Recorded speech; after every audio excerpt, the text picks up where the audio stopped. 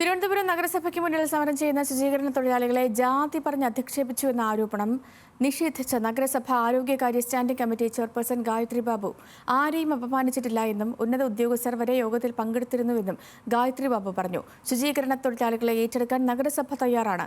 സമര നേതൃത്വം ആവശ്യപ്പെടുന്ന മറ്റ് കാര്യങ്ങൾ നഗരസഭയുടെ അധികാരപരിധിക്ക് പുറത്തുള്ളതാണെന്നും ഗായത്രി ബാബു വ്യക്തമാക്കി. അതേസമയം തൊഴിലാളികളുടെ സമരം ഇന്നും തുടരും.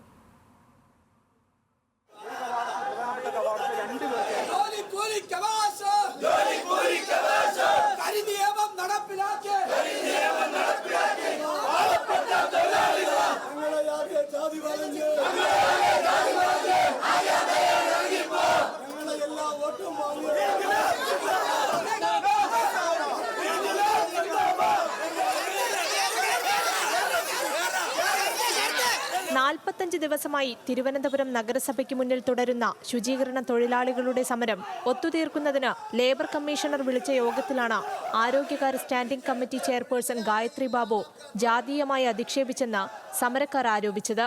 ഇതിൽ പ്രതിഷേധിച്ചാണ് സമരക്കാർ ആത്മഹത്യാ ഭീഷണി മുഴക്കി കഴിഞ്ഞ ദിവസം നഗരസഭാ കവാടത്തിന് മുകളിൽ കയറിയത്. എന്നാൽ തൊഴിലാളികളെ ജാതീയമായി അധിക്ഷേപിച്ചിട്ടില്ലെന്ന് ഗായത്രി ബാബു പറഞ്ഞു. അപ്പം അങ്ങനെ ഒരു പബ്ലിക് മീറ്റിംഗ് ആയിരുന്നു. അങ്ങനെ ഒരു മീറ്റിംഗിൽ അങ്ങനെ സംഭവിച്ചിട്ടില്ല. ഈ പറയുന്ന ആരോപണം തെറ്റാണ് എന്ന് പറയലേ ഇപ്പം നിർവാഹമുള്ളൂ. അത്തരത്തിലൊരു സംഭവമേ ഉണ്ടായിട്ടില്ല, അതിനുള്ള സാഹചര്യം ഉണ്ടായില്ല. അങ്ങനെ ഒരു സ്ഥലവും അല്ലല്ലോ, അതൊരു പബ്ലിക് പ്ലാറ്റ്ഫോം അല്ലേ, ഒരു പബ്ലിക് മീറ്റിംഗ് ആണ്. ഈ പറയുന്ന പോലെ വളരെ റെസ്പെക്റ്റഡ് ആയിട്ടുള്ള ഒഫീഷ്യൽസ് അടക്കമുള്ള മീറ്റിംഗ് ആണ്. അവരോട് അന്വേഷിച്ചാലും അത് അറിയാം. പക്ഷേ ഈ നടക്കുന്ന കാര്യങ്ങളിൽ അവർ ഉന്നയിച്ചിട്ടുള്ള ഒരുപാട് ഡിമാൻഡ്സ് ഉണ്ട്. അതിൽ പലതും അംഗീകരിക്കാൻ കഴിയില്ല എന്ന് തന്നെയാണ് നമ്മൾ പറഞ്ഞേക്കുന്നത്. സമരം ചെയ്യുന്ന ശുചീകരണ തൊഴിലാളികളെ ഏറ്റെടുക്കാൻ തയ്യാറാണെന്ന് നഗരസഭ വ്യക്തമാക്കിയതാണ്. മികച്ച വേതനവും ലഭ്യമാക്കും.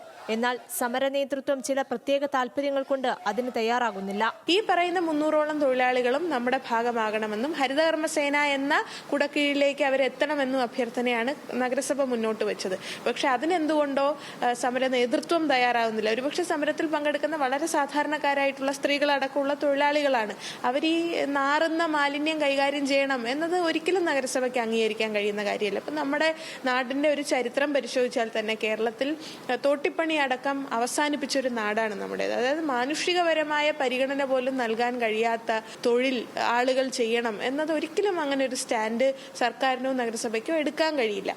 അനധികൃതമായി മാലിന്യം കടത്തിയതിനാണ് വാഹനങ്ങൾ പിടികൂടിയത്. ഇക്കാര്യത്തിൽ നഗരസഭയുടെ നിയമപരിധിക്ക് പുറത്താണ് കാര്യങ്ങൾ.